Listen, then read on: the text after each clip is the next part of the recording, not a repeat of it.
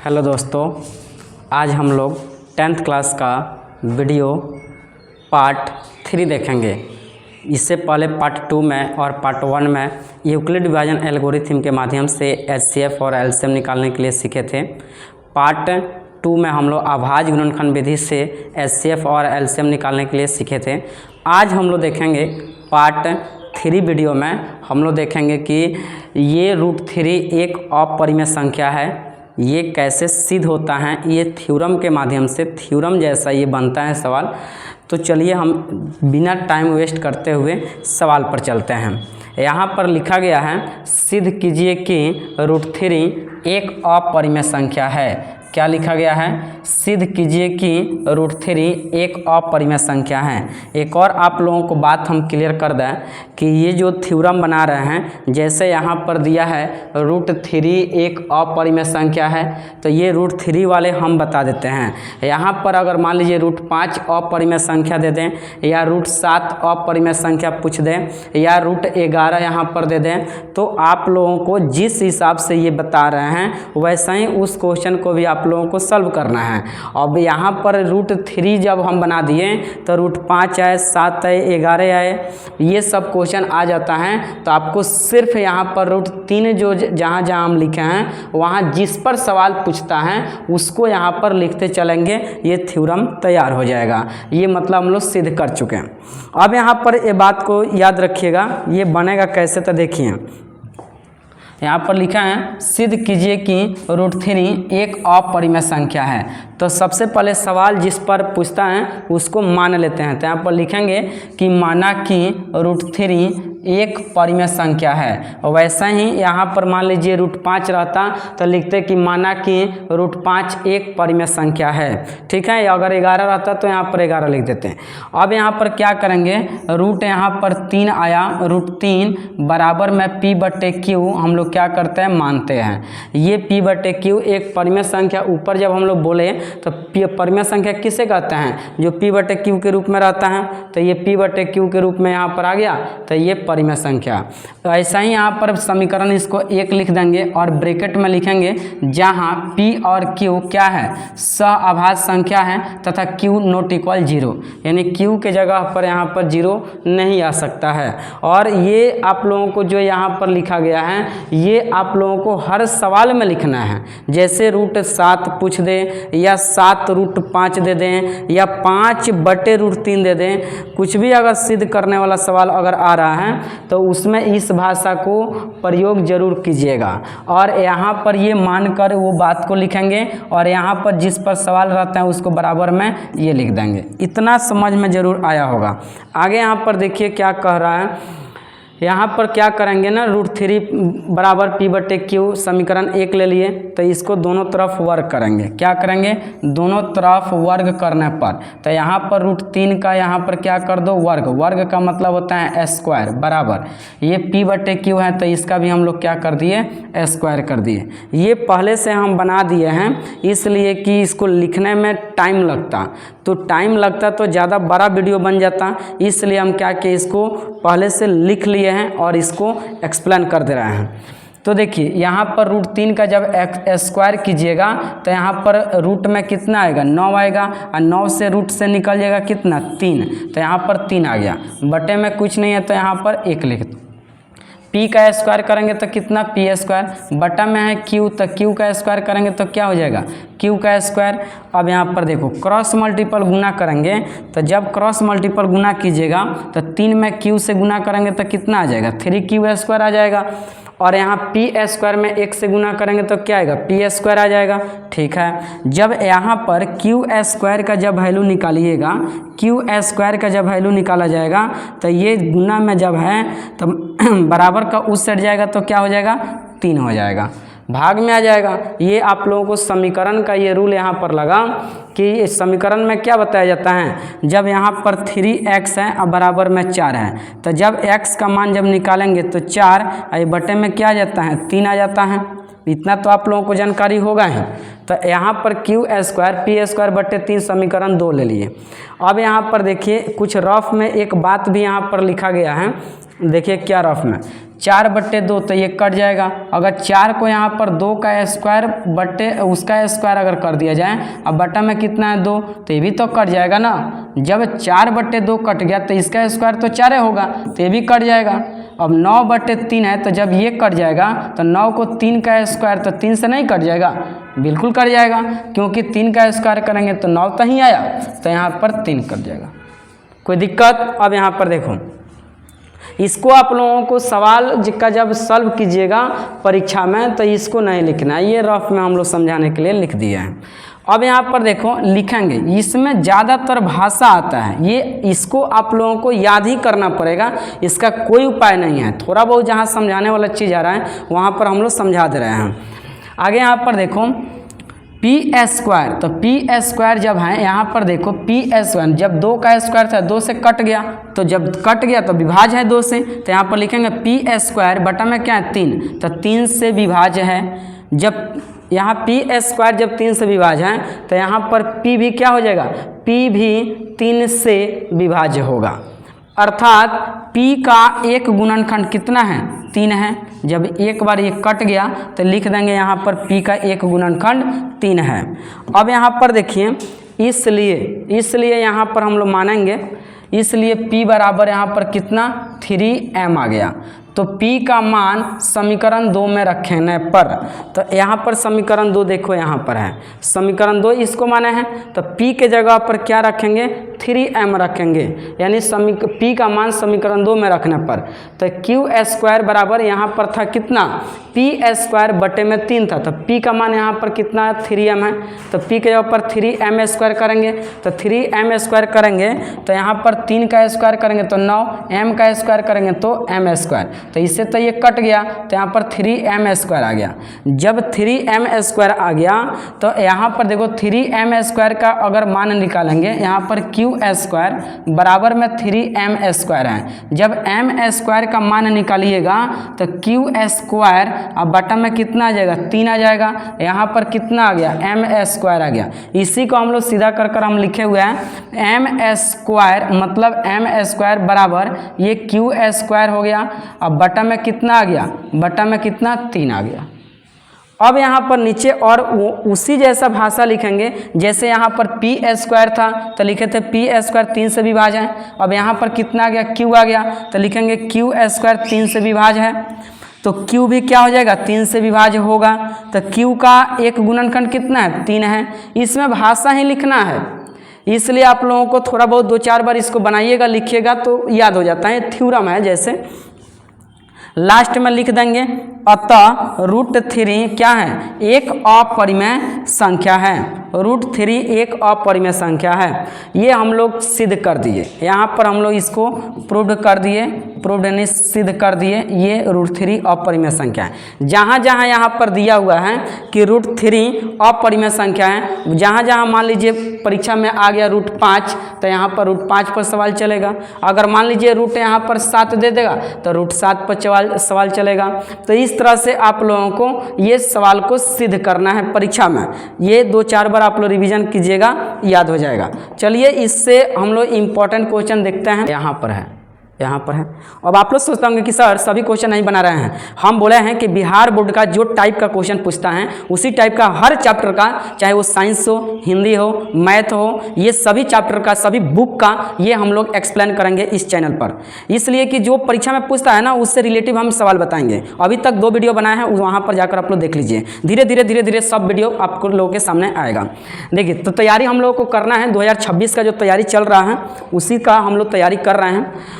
देखिए यहाँ पर लिखा है 7√5, तो सवाल यहाँ पर ऐसे देगा कि सिद्ध करें कि क्या, सिद्ध करें कि 7√5 एक अपरिमेय संख्या है। क्या है? अपरिमेय संख्या, अपरिमेय संख्या है। ये सवाल है। तो इसको हल कैसे करेंगे? तो देखिए सबसे पहले हम लोग क्या लिखेंगे, हल। माना कि 7√5 एक अपरिमेय संख्या है। अभी कुछ देर पहले बताए थे, इसी वीडियो में बताए हुए हैं कि जो सवाल पूछता है उसको पहले हम लोग क्या करते हैं, मान लेते हैं परिमेय संख्या। तो माना कि 7√5 एक परिमेय संख्या है, वैसा ही यहाँ पर 7√5 यहाँ पर p/q के रूप में लिख लेंगे, क्योंकि परिमेय संख्या बोला है तो परिमेय संख्या यहाँ पर दर्शाना पड़ेगा। और यहाँ पर ये ब्रैकेट में जो लिखेंगे, हर सवाल में इस टाइप का क्वेश्चन आया तो लिखेंगे जहाँ p और q क्या है, एक सअभाज्य संख्या है तथा q नॉट इक्वल 0, q की जगह पर 0 के बराबर नहीं आएगा। अब यहाँ पर क्या करें, √5 का जब वैल्यू निकालिएगा, √5 का वैल्यू निकालें तो 7 चला जाएगा नीचे, यानी q में गुना हो जाएगा, तो p अब बटे में क्या आ जाएगा 7, q आ जाएगा, समीकरण क्या हो गया 1 हो गया।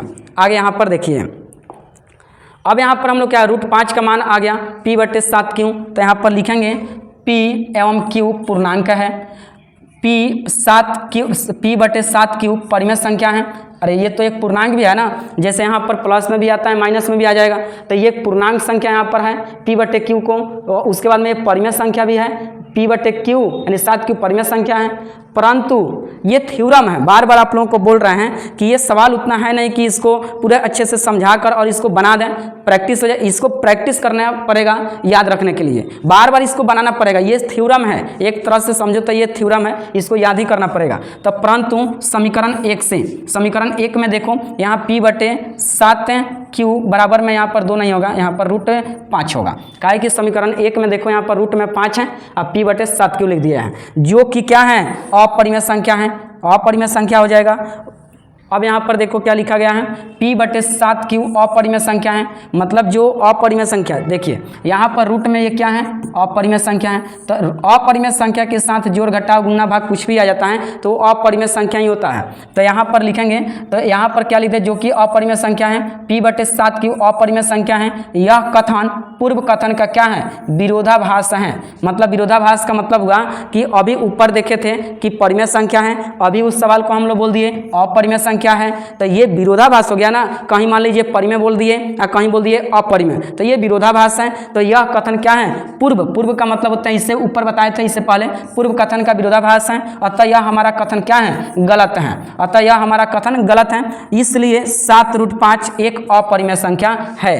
तो जितना बात आप लोगों को इसमें हम बताए हैं, इसको आप लोगों को याद करना पड़ेगा। अब एक और बात आप लोगों को क्लियर कर दें कि जैसे यहाँ पर दिया है 7√5, अगर मान लीजिए यहाँ पर दे देता 7 प्लस रूट में 5, तो जैसे यहाँ पर गुना में था तो इधर भाग में आ गया, वैसा ही यहाँ पर प्लस में ये है तो उधर जाएगा तो ये माइनस में आ जाएगा।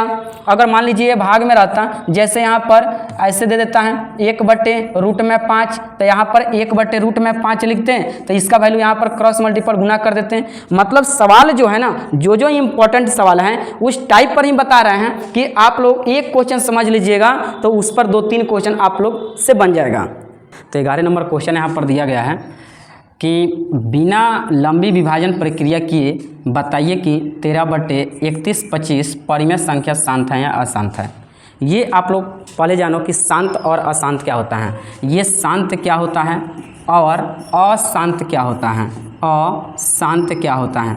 देखिए शांत वो होता है, शांत संख्याएं वो होती है जो यहाँ पर, जैसे मान लीजिए कोई भी संख्या में भाग दो, जैसे मान लीजिए 10/2 लिख दिए, तो 10/2 लिखने का मतलब क्या, जैसे 2 से भाग देंगे, हर से अंश में हमेशा दिया जाता है भाग, इसको हम लोग हर बोलते हैं और इसको हम लोग अंश बोलते हैं, ये तो आप लोगों को पता है। तो 2 कितना हो गया 10, जब ये कट गया तो ये कौन सी संख्या है, ये शांत परिमेय संख्या होगा, ये शांत परिमेय संख्या 2/10 यानी कि क्या हो जाएगा, शांत परिमेय संख्या, परिमेय संख्या।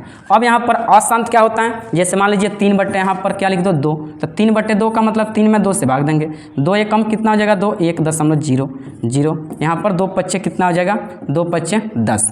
तो जब ये भी कट गया दशमलव में आए या नहीं है, जब यहाँ पर ये भी कट गया तो ये कौन सी संख्या हो जाएगा, शांत, क्या हो जाएगा, ये शांत यहाँ पर हो जाएगा। लेकिन यहाँ पर ये देखो, जैसे यहाँ पर 7/3 ले लो, तो 7 में 3 से भाग देंगे, 3 दूनी कितना हो जाएगा 6, 1.0, 3 3 का कितना आ जाएगा 9, फिर आते चला जाएगा। तो अब ये क्या हो जाएगा 7/3 क्या हो जाएगा बताइए, 7/3 जो होगा यहाँ पर ये अशांत हो जाएगा, अशांत परिमेय संख्या, अशांत परिमेय संख्या। मतलब जो परिमेय संख्या देगा और उसमें हर से अंश में हम लोग भाग देंगे, अगर वो कट गया तो शांत है, अगर नहीं कटा तो अशांत है। लेकिन सवाल यहाँ पर हम लोगों से दूसरे टाइप का कर दिया है क्या कर दिया है, तो देखिए यहाँ पर इसको थोड़ा पहले मिटा दें। यहाँ पर सवाल हम लोगों का जो दिया है ना, ये माना कर रहा है, क्या माना कर दिया है, तो देखिए यहाँ पर माना, ये सवाल बोल रहा है कि बिना, यहाँ पर दिया है बिना लंबी विभाजन प्रक्रिया, विभाजन का मतलब होता है भाग। जैसे मान लीजिए कोई भी सवाल बना रहे हैं तो ये सवाल बोल रहा है बिना लंबी विभाजन प्रक्रिया, अभी जो भाग देकर हम बता रहे थे वैसे इस सवाल को नहीं बनाना है, इसका रूल अलग होता है जो हम बताएंगे, पहले क्वेश्चन समझिए। तो बोल रहा है कि बिना लंबी विभाजन प्रक्रिया की बताइए कि 13/31/25 परिमेय संख्या जो दिया है वो शांत है कि अशांत है। अगर इस ये 13 यहाँ पर 31 और ये 25 है, अगर इसको 13 में अगर 31-25 से भाग देंगे तो ये तो इम्पॉसिबल है। अरे पॉसिबल तो है ही, लेकिन टाइम लगेगा, टाइम ज़्यादा लग जाएगा, और सवाल में भी मना कर दिया है तो हम क्यों बनाएंगे इसे, हम बता रहे हैं वैसे आप लोग बनाइएगा। देखिए इस सवाल को कैसे बनाएंगे तो समझो, सबसे पहले यहाँ पर लिखेंगे जो दिया है उसको पहले लिख लेंगे, क्या दिया गया है, तो यहाँ मना कर दिया है तो उसको तो पहले नहीं लिखेंगे चूँकि दिया गया है, क्या दिया गया है, तो यहाँ पर 13/31/25 एक परिमेय संख्या है। ठीक है भाई। अब यहाँ पर देखो, इसको शांत और अशांत जांचने के लिए एक नियम होता है, क्या नियम होता है, तो सुनिए, चूँकि 13/31/25, अब हम लोग क्या करेंगे ना, ये हर, याद रखना नियम को, सबसे पहले यहाँ पर नियम में हरों का गुणनखंड करें, हरों का गुणनखंड करें। जब इस तरह से क्वेश्चन पूछता है तो सबसे पहले हम लोग क्या करते हैं, जो भी बटा में देता है ना, ये हर में जो आ गया ये इसको हर बोलते हैं, ऊपर वाले को अंश बोलते हैं। ठीक है, तो हर वाले को सबसे पहले हम लोग क्या कर देंगे, गुणनखंड करेंगे, यानी फैक्टर करेंगे। तो फैक्टर कहाँ करेंगे, इधर साइड में कर दो या रफ में कर दो, तो यहाँ पर 31 और 25 का हम लोग फैक्टर करेंगे। ठीक है, एक और बात आप लोग जितना बात बोल रहे हैं सब ध्यान से आप लोग सुनिएगा।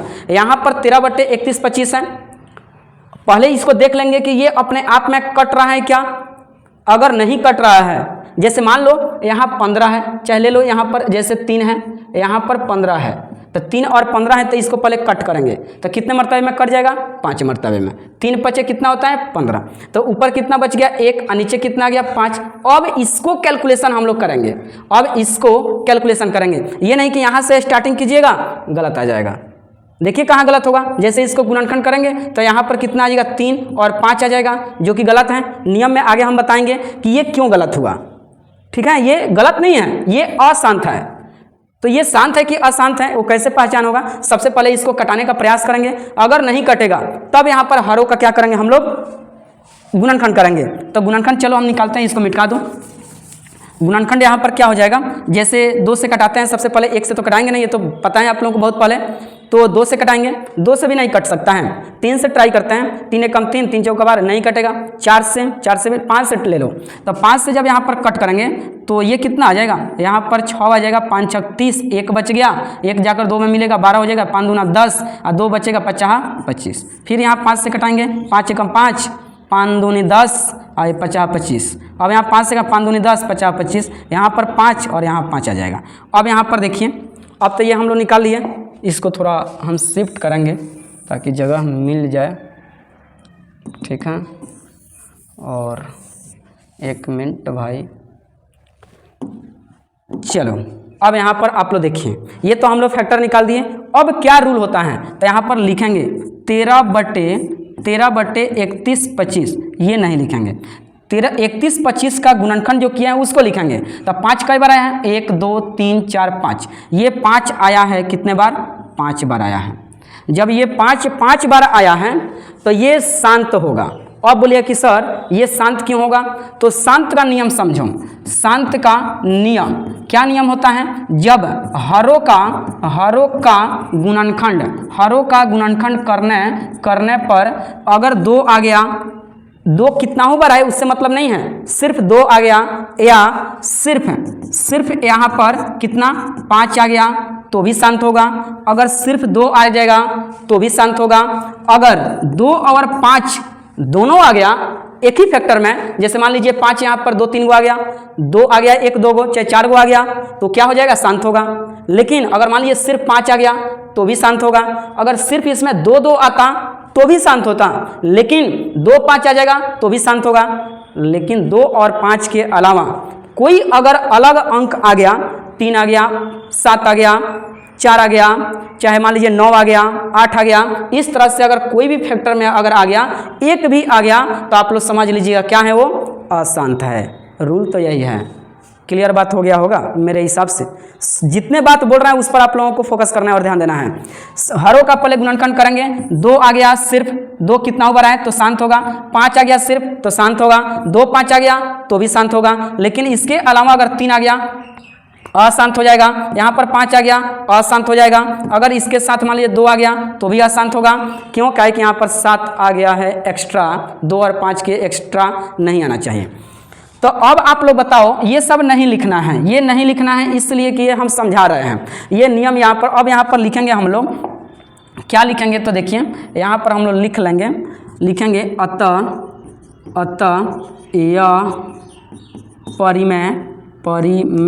अतः यह परिमेय संख्या शांत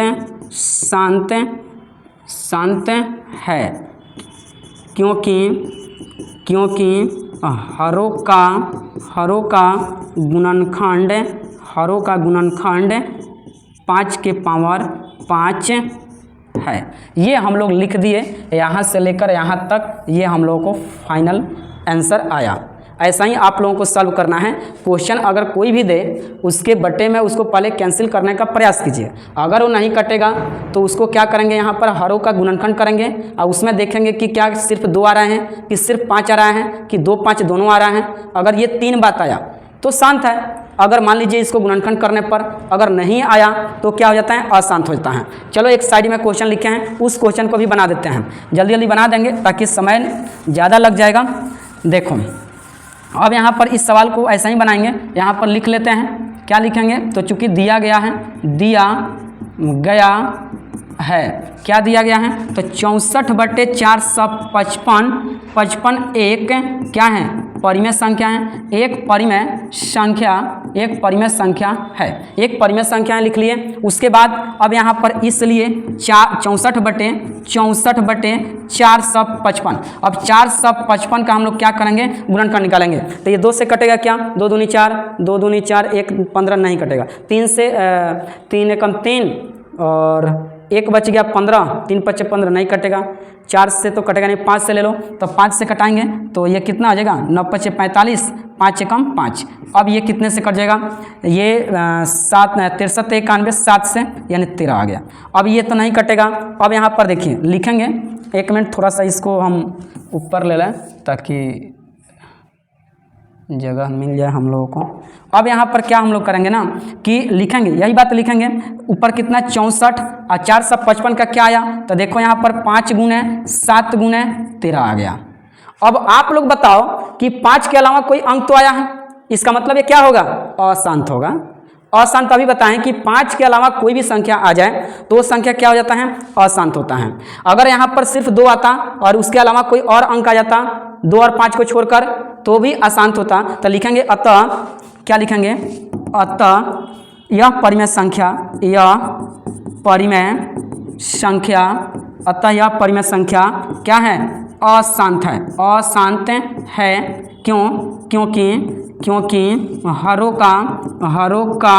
क्योंकि हरों का गुणनखंड में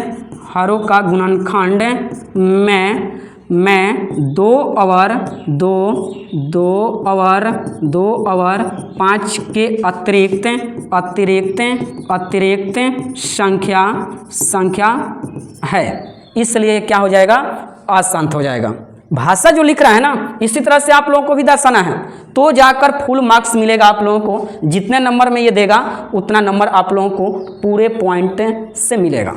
अब ये नहीं कि मान लीजिए यहाँ पर कुछ भी लिख दीजिएगा तो नंबर नहीं मिलेगा, ये बात को याद रखना। जितना बात हम लिख रहे हैं देखो कितना अच्छे से सब सजा कर लिख रहे हैं। अतः यह परिमेय संख्या है आसान, क्योंकि हरों का गुणनखंड में 2 और 5 के अतिरिक्त का मतलब होता है उसके अलावा क्या है, अतिरिक्त संख्या आया है, इसका मतलब वो क्या है, अशांत है।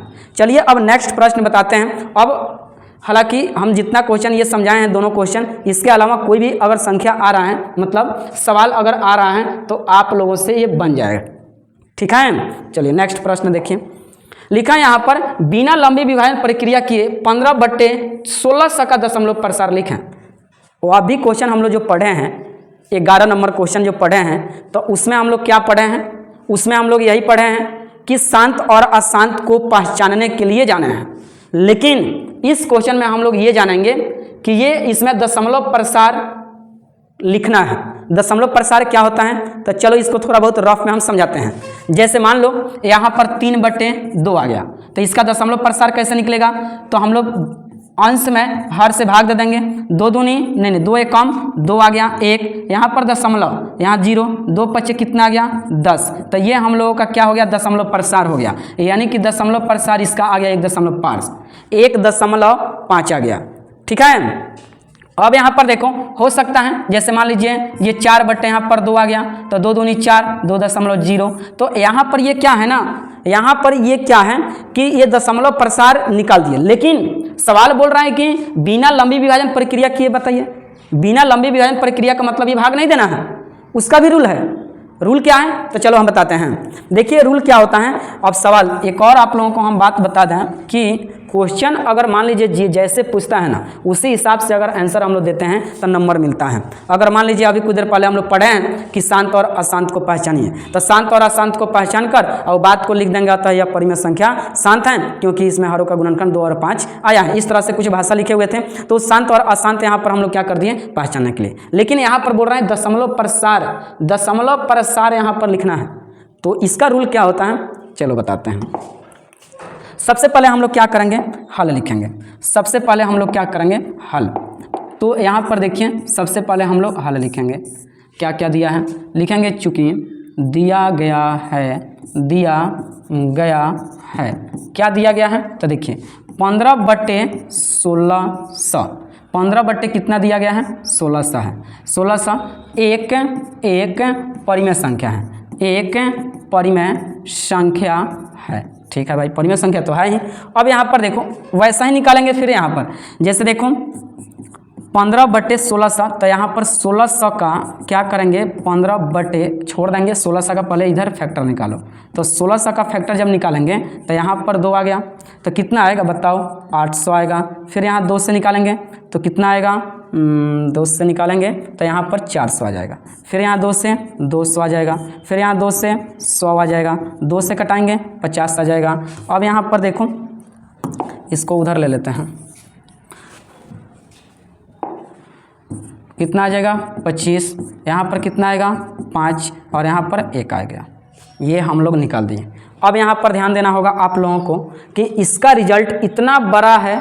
अब मान लीजिए दशमलव प्रसार निकालने के लिए अगर भाग विधि से हम लोग निकालने का प्रयास इसको करेंगे, तो 15 में कितने से भाग देंगे, 1600 से। तो ये थोड़ा लंबा प्रोसेस हो जाएगा, बहुत गुना करो फिर निकालो, दशमलव बैठाओ इधर 0 बैठाओ, इस तरह से। लेकिन उतना हम लोग को करना नहीं है।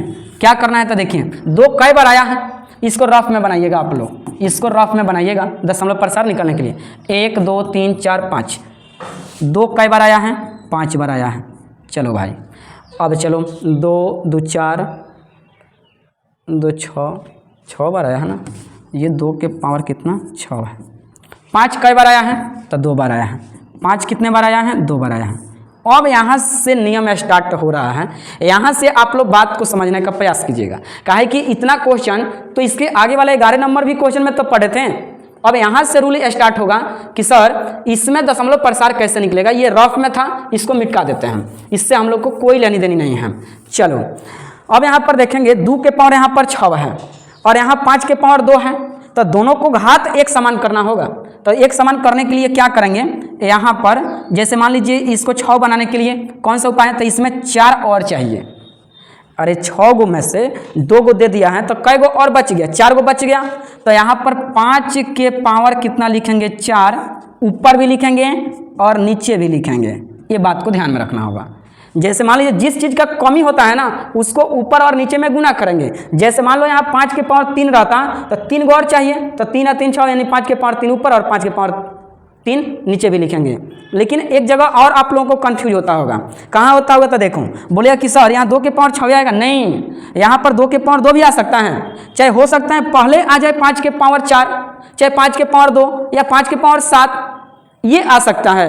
तो वहाँ पर गड़बड़ नहीं करना है। जैसे मान लीजिए 2 के पावर यहाँ पर 6 है, यहाँ पर हो सकता है 5 के पावर 6 आ जाए, यहाँ पर 2 के पावर 3 आ जाए। तो अब यहाँ पर 2 के पावर जो 3 आया है ना, तो 5 के बराबर करने के लिए ऊपर और नीचे में क्या करेंगे, गुना करेंगे। देखिए अब यहाँ पर हम लोग क्या करेंगे, 15/2 के पावर कितना आ गया, 6। अब ये तो यहाँ पर 5 के पावर क्या लिख देंगे, 4, क्योंकि ऊपर ऊपर में गुना होगा और नीचे नीचे में। तो ये 2 के पावर 6 आ गया, गुना गुने में यहाँ पर 5 यहाँ पर के पावर 2 है, अब 5 के पावर यहाँ पर 4 है, तो क्या हो जाएगा, 5 के पावर यहाँ पर भी कितना आ गया, 6 आ गया। ठीक है। अब यहाँ पर देखिए, अब आप लोग यहाँ पर ध्यान दीजिएगा, 15 गुने यहाँ पर लिखेंगे, 15 गुने 5 कई बार आया है, 1 2 3 4 बार लिखा गया है। 5 के पावर 4 यानी 5 4 बार। अब यहाँ पर देखो, अब ये दोनों को अपने आप में गुना करेंगे, तो 5 दूनी कितना हो जाएगा, 10।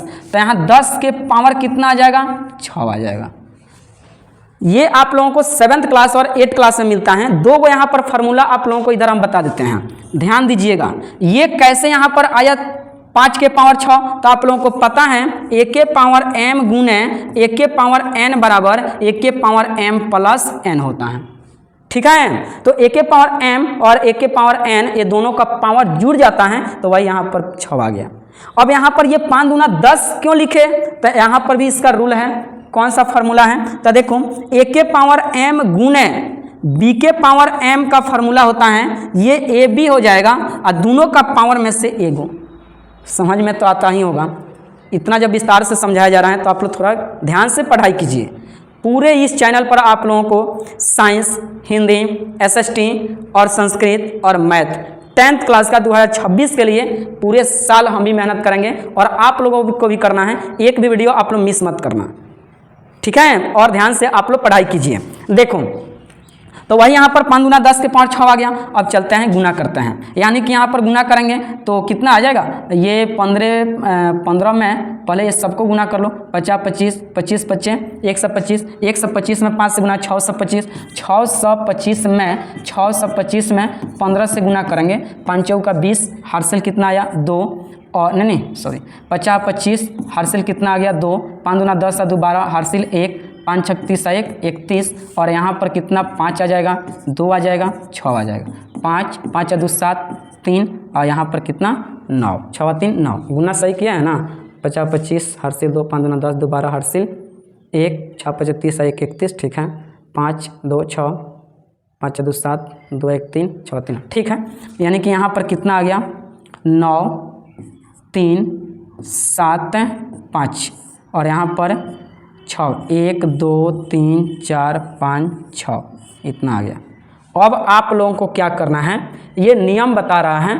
नियम क्या बता रहे हैं तो देखिए, 0 जय बार है ना, उतने अंक के बाद दशमलव बैठाएंगे, आंसर आ जाएगा। देखो 1 2 3 4 5 6 गो 0 है 6 अंक के बाद में, तो 6 अंक कैसे आएगा, तो ऊपर जैसे 5 ये 1 अंक हो गया, ये 2 अंक हो गया, ये 3 अंक हो गया, ये 4 अंक हो गया, ये 5 अंक हो गया और ये 6 अंक हो गया। यहाँ पर दशमलव, यहाँ पर 0, ये जाकर हम लोगों का फाइनल आंसर आया।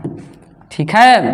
अब यहाँ पर देखिए, आप लोग सोचते होंगे कि सर यहाँ 0 अगर 3 बार आता तो क्या करते हैं, तो 0 आप एक्स्ट्रा में गिन कर लगाए हैं, वो लगाते क्या, नहीं लगाते। यहाँ पर हम लोग को ऊपर जितना है ना, अगर मान लीजिए 2 गो 0 नीचे है तो 75 के और यहाँ 3 और 7 के बीच में लगा देंगे, क्या दिक्कत है। जितना अंक 0 नीचे रहेगा उतने अंक ऊपर से आप लोग काउंटिंग करते चलना है, जहाँ पूर जाएगा जितना 0 है वहीं पर दशमलव बैठाकर आंसर लिख देंगे, ये हम लोग को फाइनल आंसर हो जाएगा। इसी तरह से हम लोग को क्वेश्चन अगर आएगा परीक्षा में, जैसे यहाँ पर सब बात हम बता ही दिया है कि 2 के पावर 6 है, 5 के पावर 2 है, फैक्टर निकालने पर अभी मिटका दिया है, फैक्टर यहाँ निकाले थे। और जिसका कमी होगा ऊपर और नीचे क्या करेंगे, उसको मल्टीप्लाई कर लिख देंगे और ऐसा ही कैलकुलेशन कीजिएगा, आंसर आ जाएगा। तो इस चैप्टर का मैं 12 गो क्वेश्चन आप लोगों को, इंपॉर्टेंट जितना क्वेश्चन है 12 गो हम बता दिए हैं। अगर परीक्षा में अगर क्वेश्चन अगर एग्जाम में पूछ भी रहा है, क्वेश्चन अगर वास्तविक संख्या से आ रहा है तो इसी टाइप पर क्वेश्चन पूछता है, चाहे वो यूक्लिड विभाजन एल्गोरिथम से पूछें, चाहे अभाज्य गुणनखंड विधि से बोले, या आप लोग रूट 3 अपरिमेय संख्या ये बोले, या आप लोगों से ये क्वेश्चन कर देता है बिना लंबी विभाजन प्रक्रिया से आप शांत बताइए, अशांत बताइए, या यहाँ पर ये भी क्वेश्चन पूछ देता है दशमलव प्रसार लिखें। इस चैप्टर का एक क्वेश्चन और आप लोगों को लिए छोटा सा एक वीडियो बनेगा जो P/Q के रूप में आता है। जैसे 0 ये 4-7 रेकरिंग वाला सवाल आप लोगों को एक वीडियो कल आप लोगों को मिल जाएगा, वहाँ से आप लोग इसको भी क्लियर कर दीजिएगा।